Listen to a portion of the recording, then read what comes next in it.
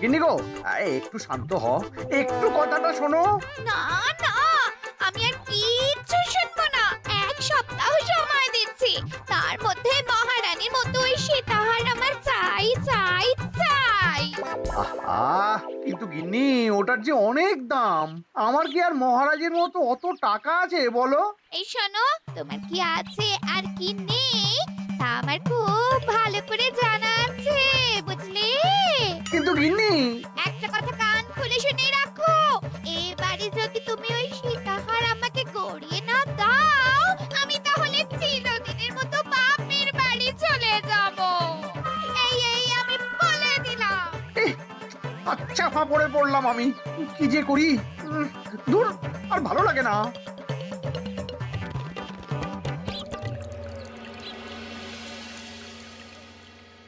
আজকে তোমাদের সকলের কাছে আমার একটা প্রশ্ন আছে। বলুন মহারাজ। আচ্ছা, ধরো তোমরা যদি এ রাজ্যের লোক না হতে, অন্য কোনো রাজ্যের হতে, তাহলে তোমাদের কাছে কৃষ্ণনগর কেমন মনে হতো? মহারাজ, এক কথায় বলতে গেলে সমৃদ্ধ শক্তিশালী রাজ্য। বেশ, তা হঠাৎ এমন প্রশ্ন মহারাজ? আসলে বেশ কিছুদিন ধরেই আমি একটা কথা ভাবছিলাম। ঈশ্বরের দয়ায় আমাদের সবই আছে, তবু রাজ্যকে আরো শক্তিশালী ও অন্যান্য রাজ্যের সাথে সুসম্পর্ক বজায় রাখা একটা রাজধর্মে পড়ে। ঠিক বলেছে। ঠিক বলেছেন। বলি, তুমি কি এসব কথা কখনো ভাবো মন্ত্রী? হ্যাঁ, মানে আগে রোজ না, কিন্তু কখনো সখনো বোধহয় ভেবেছিলাম। কবে শুনি? ইয়ে, ওই তো কিছুদিন আগে, ওই সেদিন। এটা ঠিক কোন সেদিনের কথা বলছেন মন্ত্রী মশাই? যেদিন আকাশে ওই দুটো সূর্য উঠেছিল? তোমাকে সবকিছুতে ফোড়ন কাটতেই হবে না গোপাল, হ্যাঁ? কি আর করি বলুন, আপনার কষ্ট যে আর সহ্য হয় না। যাই হোক, মুদ্রা কথা হলো, এসব কথা মাথায় রেখে এখন আমাদের কিছু করা উচিত। কিন্তু কি করা উচিত সেটা আমি ঠিক বুঝতে পারছি না। এই একটা করে রসগোল্লা খাওয়ালে কেমন হয়? এই, তুমি থামবে? মহারাজ, আমার কাছে একটা উপায় আছে। 10 দিনের একটা মিলন মেলার আয়োজন করলে কেমন হয়? খুব বাজে হবে। একটা মেলা কত ঝামেলার কাজ সেটা বোঝো? একেই কত খরচ, তার উপর আবার অনেক লোক। মোটেই না, এটা তো দারুণ বুদ্ধি দিয়েছো গোপাল। এমন কিছুই তো চাইছিলাম। দূর, আর সবকিছুই আমার বিপক্ষে মনে হয়। দিনটাই খারাপ, আমি বরং চুপই থাকি। তাহলে সবাই শোনো, 1 সপ্তাহ পর কৃষ্ণনগর এক বিরাট বড় মিলন মেলার আয়োজন করছে, আর তার জন্য লোকজনকে নিমন্ত্রণ করার কাজ দেখবে গোপাল। যথা আজ্ঞা মহারাজ। আর মন্ত্রী, ভালো করে শুনে রাখো, মেলা প্রাঙ্গণ সাজানো, ঠিকঠাক নিরাপত্তা, এসব তোমার দায়িত্ব। আচ্ছা, কিন্তু বলছিলাম যে সবকিছু ভালো করে করতে গেলে খরচও তো। ওসব নিয়ে তোমাকে চিন্তা করতে হবে না। যত খরচই হোক আমাকে বলো, আমি দেব। আরে বাস, তো দারুণ ব্যাপার। এই ফাঁকে যদি কিছু আমারও লাভ হয়ে যায়, তাহলে গিন্নির গলার হারটার কিছু একটা করতে পারবো। বেশ, তাহলে প্রত্যেকে নিজেদের কাজ শুরু করে দাও।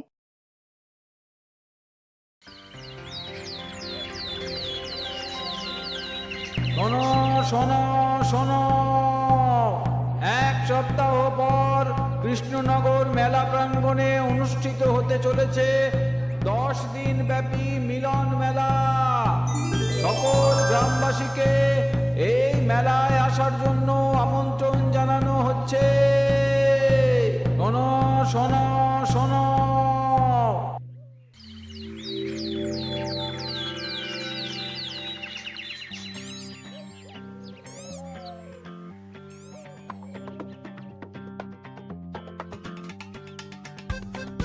বাহ বাহ বাহ, ঠিক যেমনটা চেয়েছিলাম তেমনটাই হয়েছে।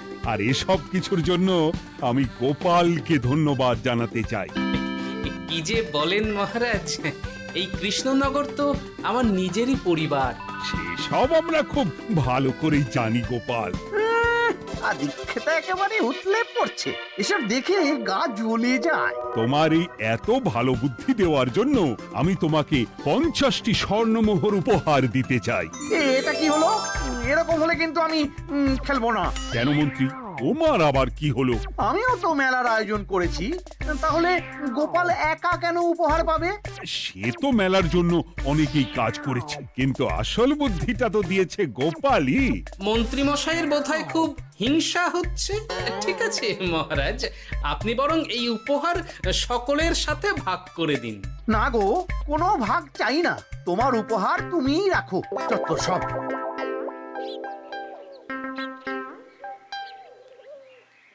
আমার কি এত খারাপ দিন এসেছে নাকি যে আমাকে গোপালের থেকে পুরস্কার নিতে হবে? অনেক হয়েছে। না না না, এবার আমাকেই কিছু ভাবতে হবে মনে হচ্ছে।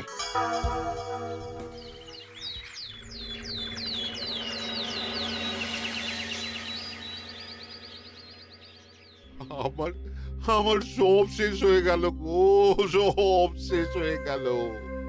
এবার এবার আমার কি হবে? মহারাজ, মহারাজ কিছু একটা করুন, মহারাজ কিছু একটা করুন। চিন্তা করো না, আমি দেখছি। যারা দোষী তারা শাস্তি পাবেই। কি শুরু হলো বলো তো হঠাৎ করে? এত বড় বড় চুরি ডাকাতি হয়ে গেল, অথচ কেউ কোনো টেরই পেল না। হ্যাঁ মহারাজ, আসলে রাতের বেলা যখন সবাই ঘুমিয়ে থাকে তখন এই চুরি ডাকাতিগুলো হয়, তাই কেউ কোনো শব্দ পায় না। ভালো করে অনুসন্ধান করো, যে বা যারা এই কাজ করছে তাদের যত তাড়াতাড়ি সম্ভব ধরে ফেলতে হবে, নইলে তো আমাদের প্রজাদের অনেক ক্ষতি হয়ে যাচ্ছে। হ্যাঁ মহারাজ, আপনি কোনো চিন্তা করবেন না। কোথায় আনন্দ করে সব প্রজারা মেলা ঘুরবে তা নয়, আবার এই উটকো ঝামেলা। একটা কথা বলছি, কিছু মনে করবেন না। আসলে এই ঝামেলার কারণ হলো গোপাল। আমি ঠিক জানতাম কোনো না কোনো ভাবে আপনি আমাকে দোষ দেবেন। সত্যি তো, এসবের সাথে গোপালের কি সম্পর্ক? ওরই তো সম্পর্ক আছে মহারাজ। মেলা শুরু হলো আর তার সাথে চুরি ডাকাতিও। আর যদি গোপাল মেলার বুদ্ধিটা না দিত তাহলে রাজ্যে এত চুরি ডাকাতিও বাড়তো না। মানছি মন্ত্রী মশাই, মেলার বুদ্ধিটা আমার, কিন্তু মেলার নিরাপত্তা রক্ষা তো আপনার দায়িত্ব ছিল। যদি মেলা থেকেই এই ঝামেলা শুরু হয় তাহলে তো আপনার কাজেও ফাঁক আছে। মুখ সামলে কথা বলো গোপাল। আহ, তোমরা একটু থামবে? এখন নিজেদের মধ্যে ঝামেলা করার সময় নয়। সবাইকে একসাথে কাজ করে আসল চোর ডাকাতদের ধরতে হবে, তারপর বোঝা যাবে কার দোষ ছিল আর কার নয়। আগে মহারাজ।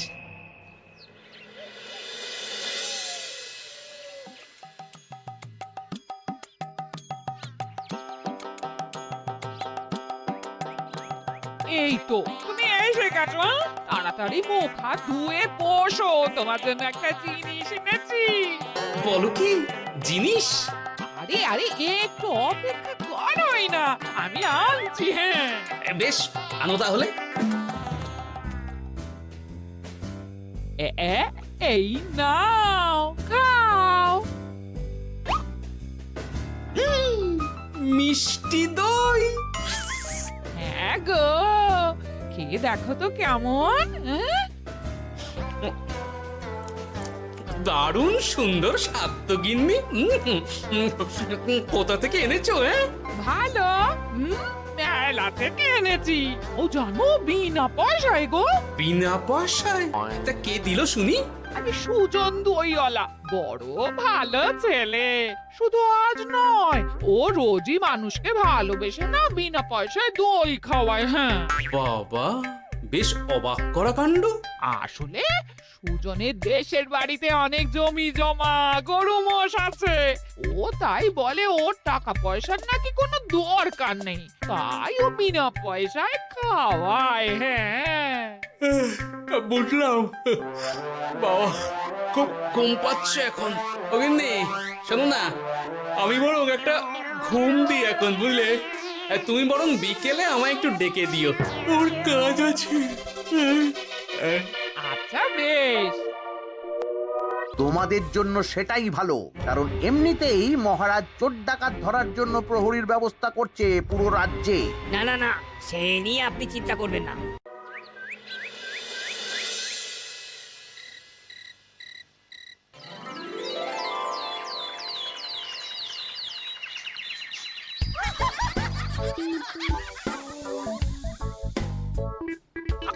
গো, ওরে আর কতক্ষণ ঘুমোবে? সকাল তো হয়ে গেল। সে কি গিন্নি, সকাল? তোমাকে যে আমি কতবার বললাম আমাকে বিকেলে ডেকে দেবে। তা বলি কবেকার বিকেল? গতকালে না আজকে? তোমার বুদ্ধিতে কি বলে গিন্নি?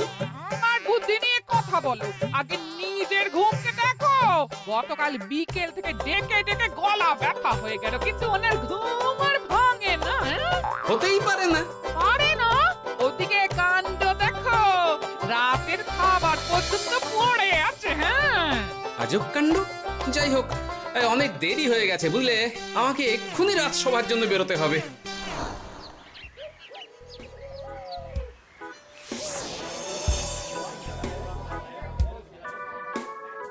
বাবা, এত ভিড় কি আছে এখানে? একটু কাছে গিয়ে দেখি তো। সত্যি সত্যি ভাই সুজন, তোমার হাতে জাদু আছে। এত সুন্দর মিষ্টি দই, এ স্বাদ ভোলার নয় ভাই। আচ্ছা, তাহলে এই হলো সুজন দইওয়ালা। ভালো মিষ্টি দই আছে, নেবে নাকি গো? পয়সা লাগবে না। জানি তো, সত্যি দারুণ স্বাদ এই দইয়ের। আমি খেয়েছি তো। তবে আজ নেব না গো, কাল এসে নিয়ে যাব। আচ্ছা আচ্ছা আচ্ছা।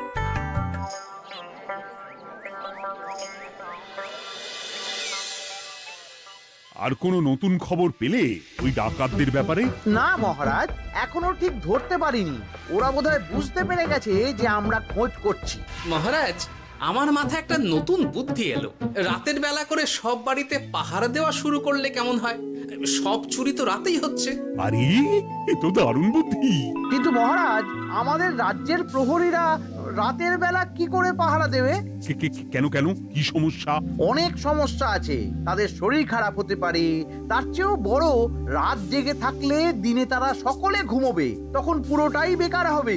কিচ্ছু বেকার হবে না মন্ত্রী মশাই, আমাদের প্রচুর সেনা আছে, তাদের সকলকে দায়িত্ব ভাগ করে দিলেই হয়ে যাবে। তুমি বেশি বোঝো। গোপাল তো কিছু ভুল বলেনি মন্ত্রী, আমরা পাহারা বাড়াবো। আমি আজই সব সেনাদের সাথে কথা বলছি। সেনাপতি, তুমিও এ ব্যাপারটা একটু দেখো। যথাজ্ঞা মহারাজ।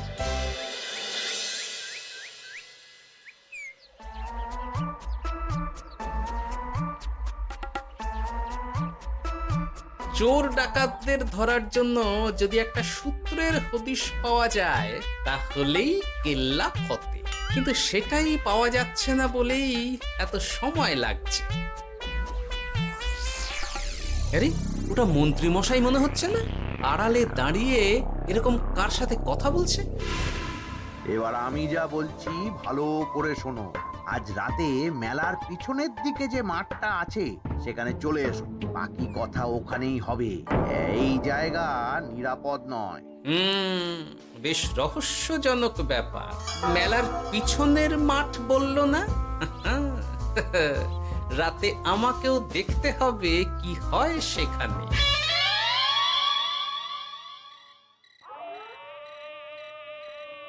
উফ, কি মশা রে বাবা! কখন থেকে দাঁড়িয়ে আছি, মন্ত্রী মশাইয়ের পাত্তা নেই কেন?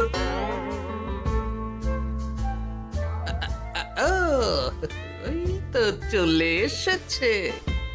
এই যে আমার সোনার হাটটা কই? হ্যাঁ, ওই পই করে বলেছিলাম আমার ওটা চাই। আগে কি আর বলি বলুন তো, ওই হারটা আমাদের দলের প্রধানের খুব পছন্দ হয়ে গেছে, তাই কোনোভাবেই ওটা দিতে পারলাম না। কি এত বড় সাহস! আমার বলার পরেও তুমি এরকম করলে?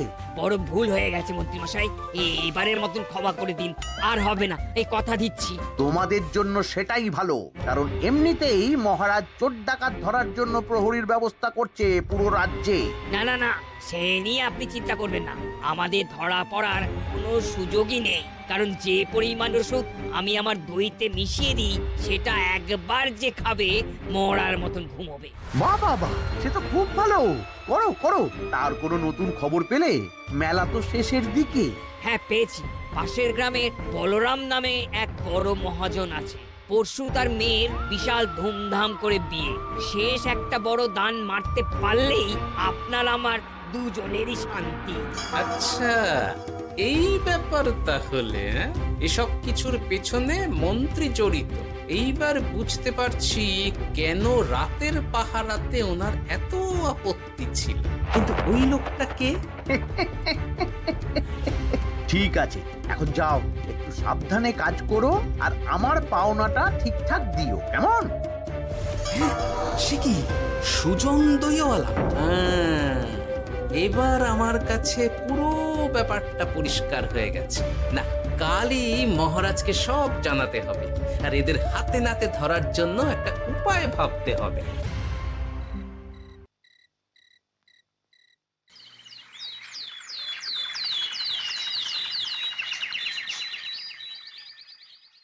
আরে এসো এসো, তোমার জন্যই তো অপেক্ষা করছিলাম। কি এমন জরুরি কথা আছে যে একান্তে দেখা করতে চাইলে? কোন মুখে বলি মহারাজ, সর্ষের মধ্যেই যখন ভূত তখন আর কি।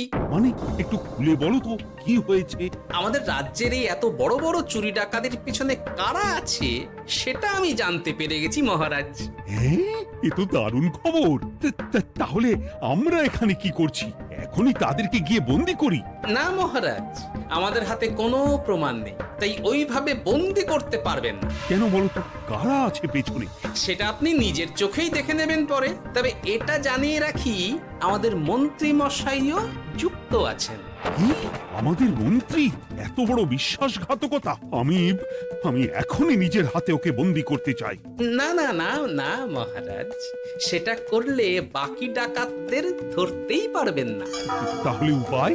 আমি জানতে পেরেছি এই ডাকাতদের পরের নিশানা হলো পাশের গ্রামের বলরাম মহাজনের বাড়ি। বলরাম মহাজন? কাল তোর মেয়ের বিয়ে, আমাদেরও তো নিমন্ত্রণ আছে সেখানে। তাহলে তো আরোই সোনায় সোহাগা। শুনুন মহারাজ, আমার মাথায় দারুণ এক বুদ্ধি এসেছে। সে কি? হ্যাঁ, আপনি কোনো চিন্তা করবেন না, আমি শুধু যা বলছি সেটা করুন, বাকিটা আমি সামলে নেব। তবে দেখবেন যেন মন্ত্রী মশাই এসবের কিচ্ছুটি টের না পায়। বেশ বেশ বেশ।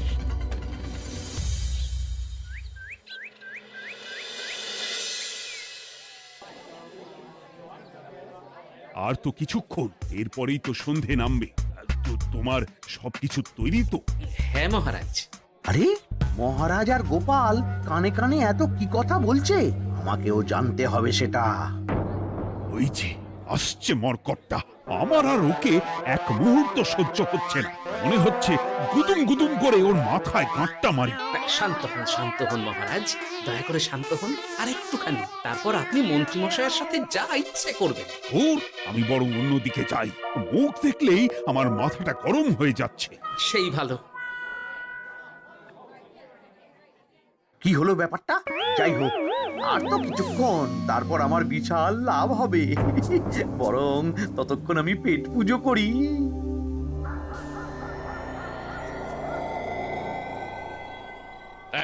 যা যা দামি জিনিস আছে সব দিয়ে দে। এই তো খেলা শুরু। এবার আর আমায় পায় কে? ও বাবা, এরা আবার কারা?